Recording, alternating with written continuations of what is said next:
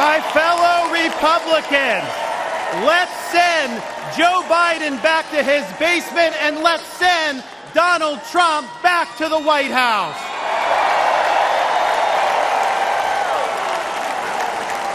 Life was more affordable when Donald Trump was president. Our border was safer under the Trump administration, and our country was respected when Donald Trump was our commander-in-chief.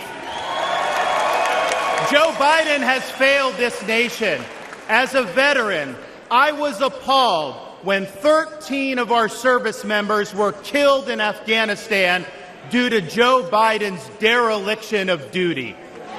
As a citizen, as a husband, and as a father, I am alarmed that the current President of the United States lacks the capability to discharge the duties of his office.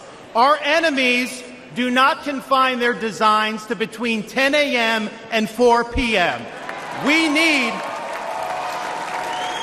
a commander-in-chief who can lead 24 hours a day and 7 days a week. America cannot afford 4 more years of a weekend at Bernie's presidency. But let's be honest.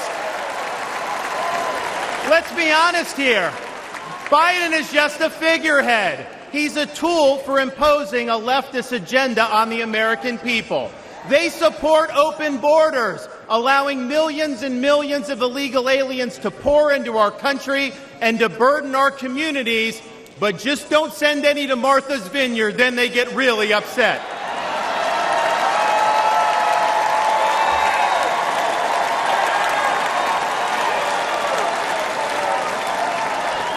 They have unleashed progressive prosecutors across our nation who care more about coddling criminals than about protecting their own communities. They use the unelected bureaucracy to impose their will on us without our consent, and they weaponize political power to target their political opponents like they've done to our own nominee.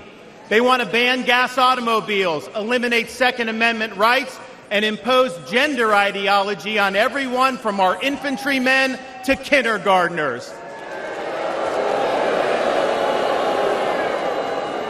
They stand for DEI, which really means division, exclusion, and indoctrination, and it is wrong.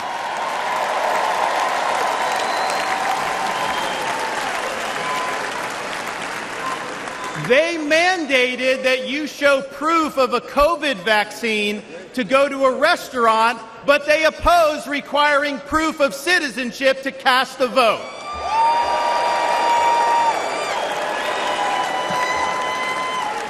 They can't even define what a woman is. Now, Donald Trump stands in their way, and he stands up for America. Donald Trump has been demonized, he's been sued, he's been prosecuted, and he nearly lost his life. We cannot let him down, and we cannot let America down.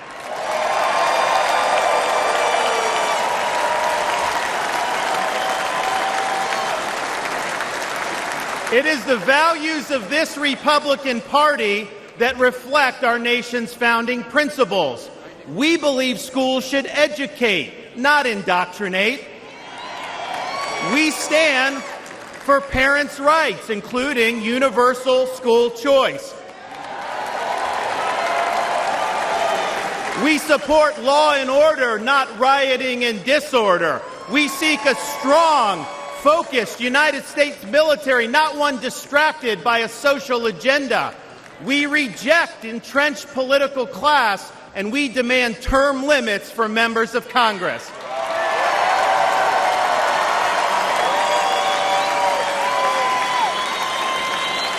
We stand for fiscal sanity, for low taxes, and for reduced debt.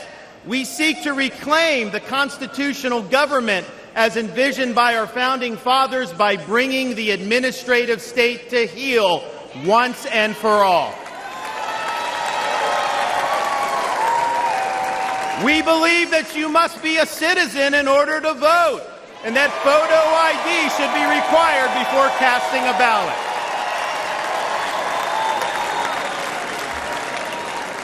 We stand for strong borders and believe that our nation must have a shared civic culture, and we oppose any immigration that stands apart or in contrast to our American values. We believe in the principles articulated in the Declaration of Independence that our rights come not from the generosity of the state, but from the hand of the Almighty, including the right to life, liberty, and the pursuit of happiness.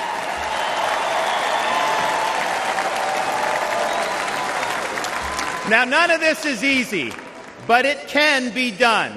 For decades, my home state saw elections determined by razor-thin margins. Today, due to bold leadership, the Democratic Party lies in ruins. The left is in retreat. Freedom reigns supreme. The woke mind virus is dead, and Florida is a solid Republican state.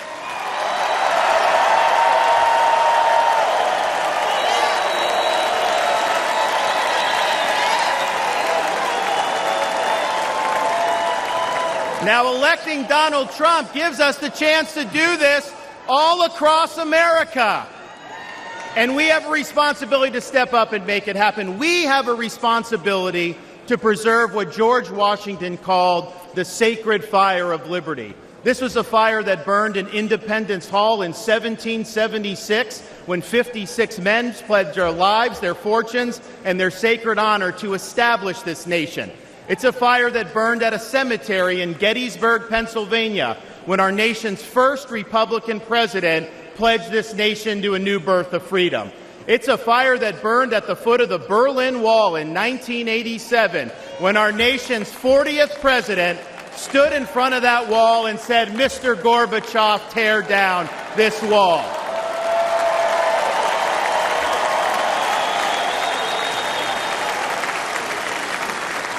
This is not a responsibility we should fear. It's a responsibility we should welcome. After all, if not us, who? And if not now, when? Let's make the 45th President of the United States the 47th President of the United States.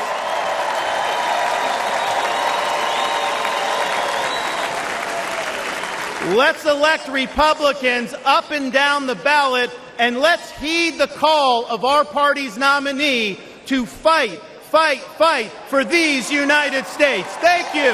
God bless you. Let's win in November. Thank you so much.